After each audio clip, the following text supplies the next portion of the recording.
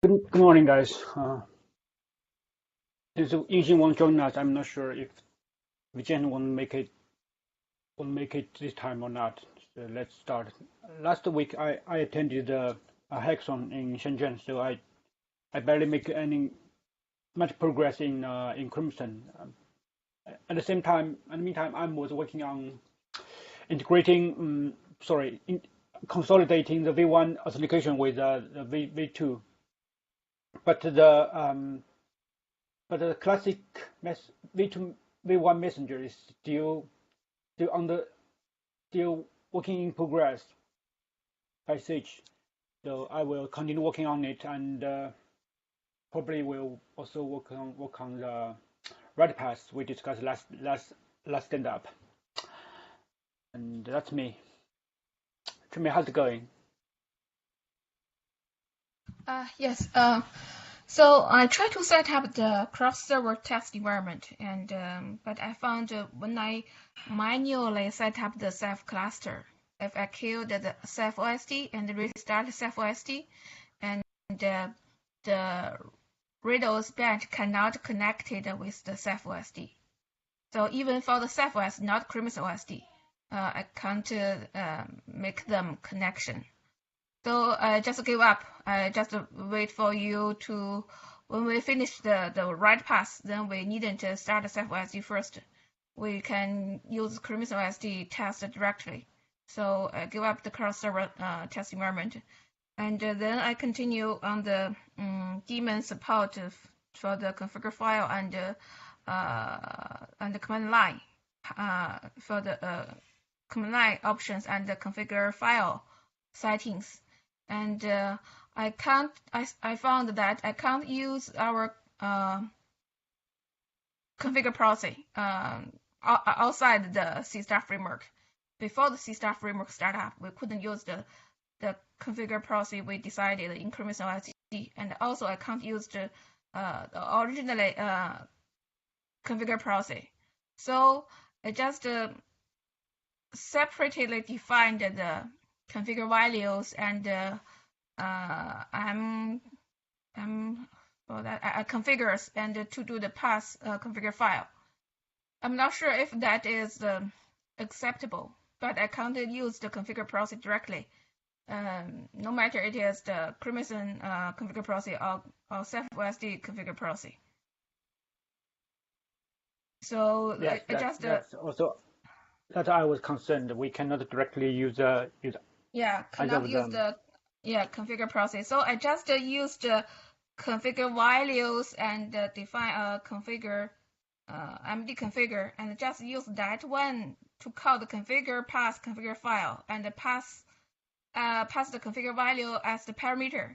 Then I transfer the configure value to the Crimson configure proxy as initialize the values. So it still has a bug. I'm just debugging on it.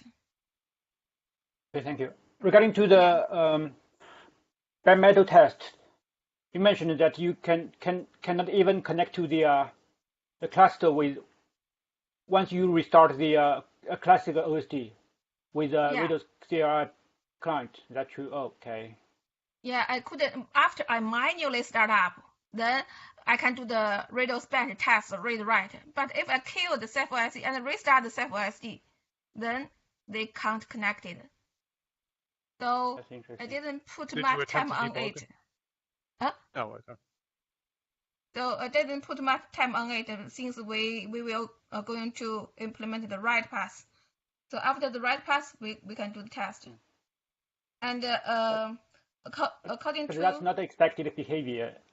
Yeah, what is it you were trying to test? Huh? What was the goal of that exercise? Oh, I want to set up the cross-server test environment to verify the remote, because we test the remote messenger and we got some test result, and we didn't have the remote Crimson OSD test result. So that's why I did it.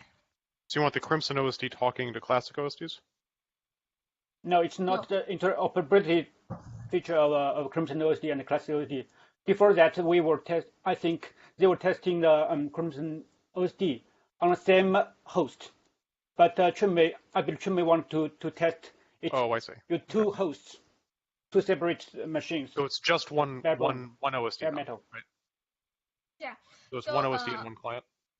Did you apply the patch that just makes the OSD active, or makes the PG active? Yeah, I applied. I adjusted the Ceph OSD, original Ceph OSD, it doesn't work. When I kill the Ceph OSD process and restart the Ceph OSD.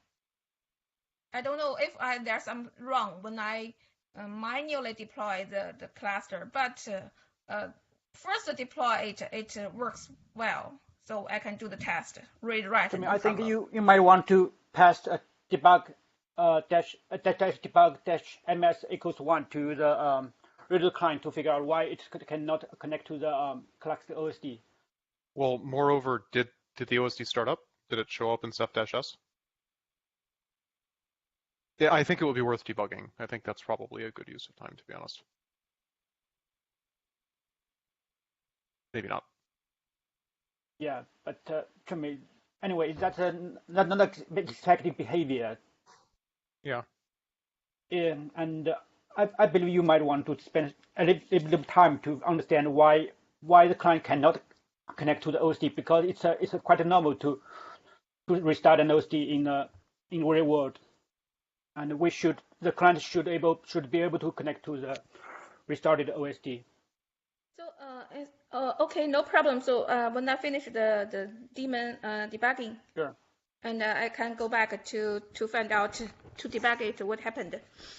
And sure. Another one is that the Yingxin and Jianpeng sent out their optimized test result. So for Yingxin's optimized patch, the remote test, I mean the two-host test, and seems that the Kubernetes OSD is, in his test case, is better than a sync messenger. Kubernetes messenger is better than a sync messenger, but his test is simple, only one connection. And so if you have time, so please test the Crimson. We couldn't test the Crimson OSD across the server to host, so that's I want to do. So it's no problem. And so I will ask Jianpeng to test more complex cases. For example, multiple connections to verify Yingxin's test result. Okay, thank you. And Jianpeng has optimized found out some configuration for the Kubernetes messenger, and not Kubernetes, a sync messenger. For example, the epoch timeout setting and batch set the batch of options, and in some cases for the local test environment, one host, the sync messenger as the same as the Kubernetes messenger performance, as the good as the Kubernetes messenger performance. So in some cases, not all the cases, but in the small size block size. So did you receive that test result? I have Yingxin's test result.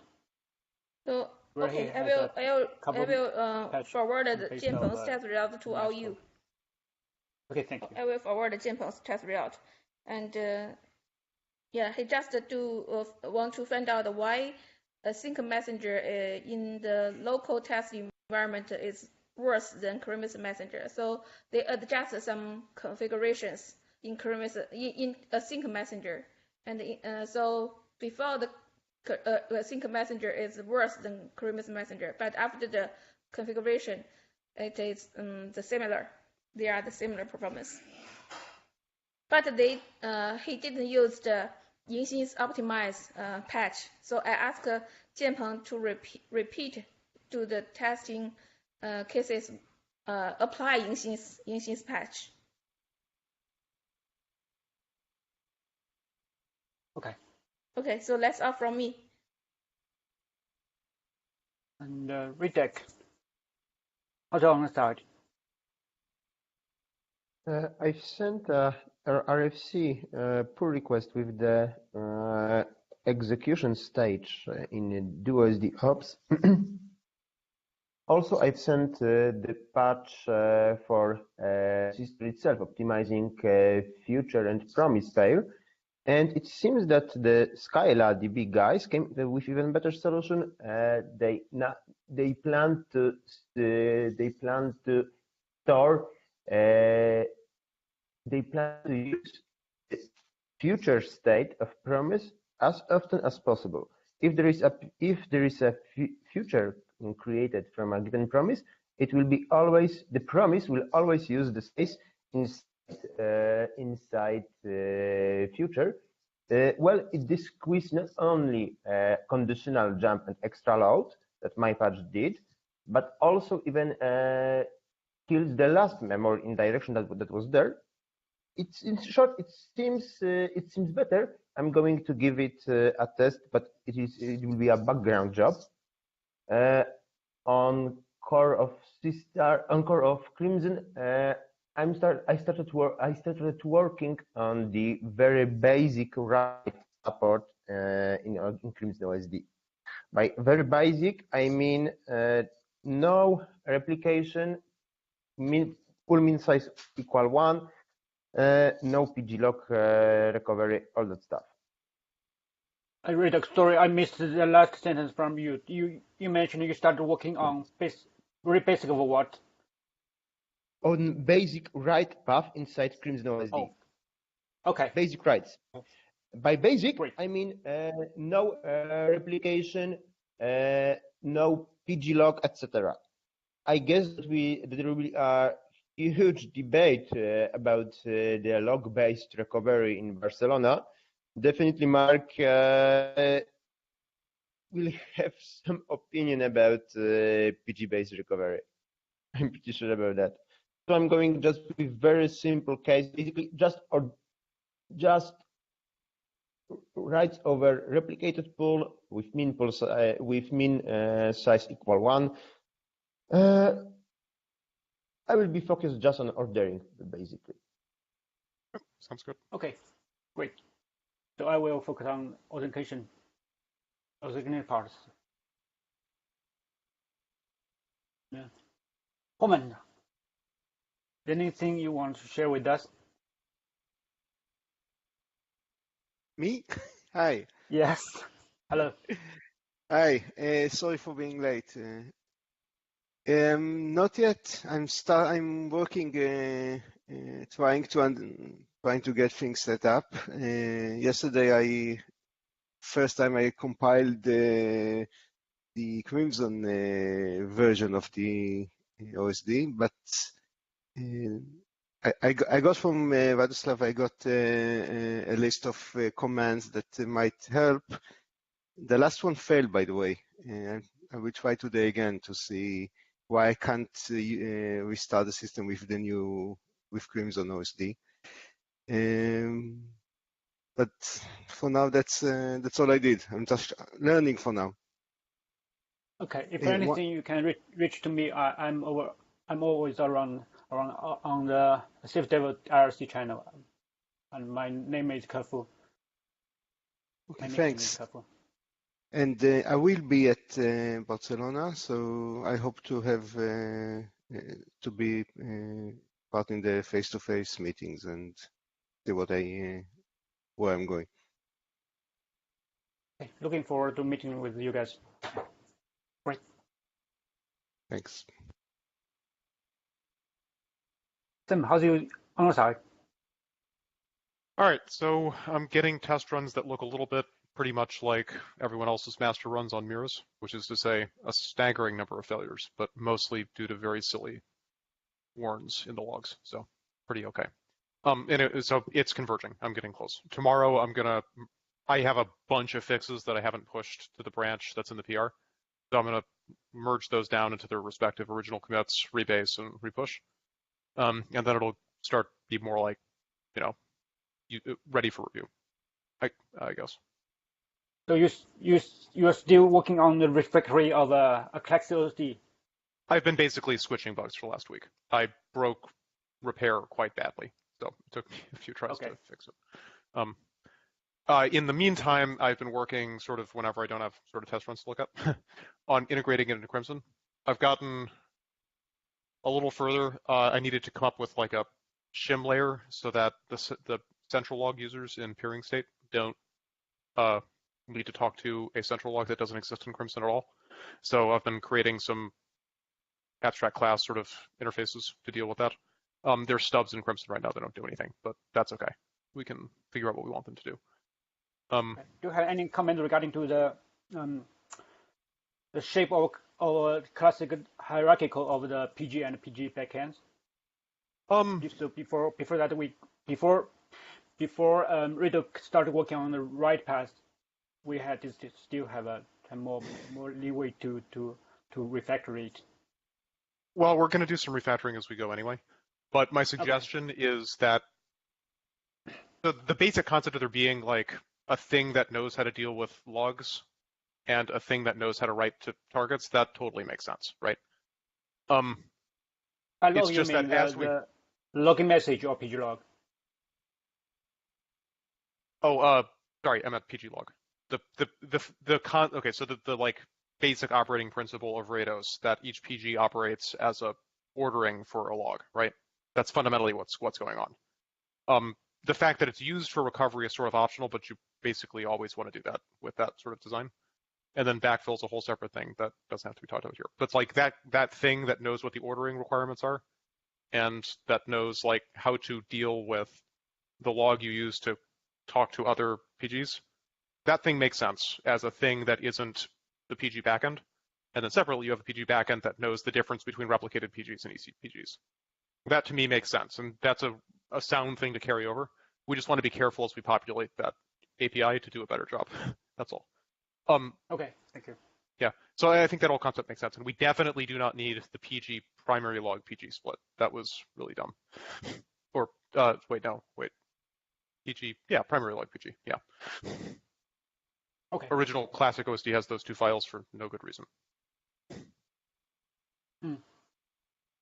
That is PG and primary log pg.cc. Those two things are there because once upon a time there was a RAID 4 PG. That didn't work. Like, long time ago. Anyway, so in other words, no, I think the broad structure is okay. But, we'll do reviews and sort of like watch it as it develops and think about whether it's doing what we need it to do.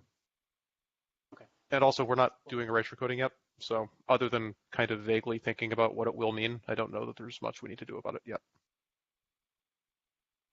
As far as Mark's thing about logging, or about the Mark's thing, if I've understood his argument correctly, is that we're spending a staggering number of CPUs dealing with this like rotating bit of metadata for figuring out after a crash what operations happened recently.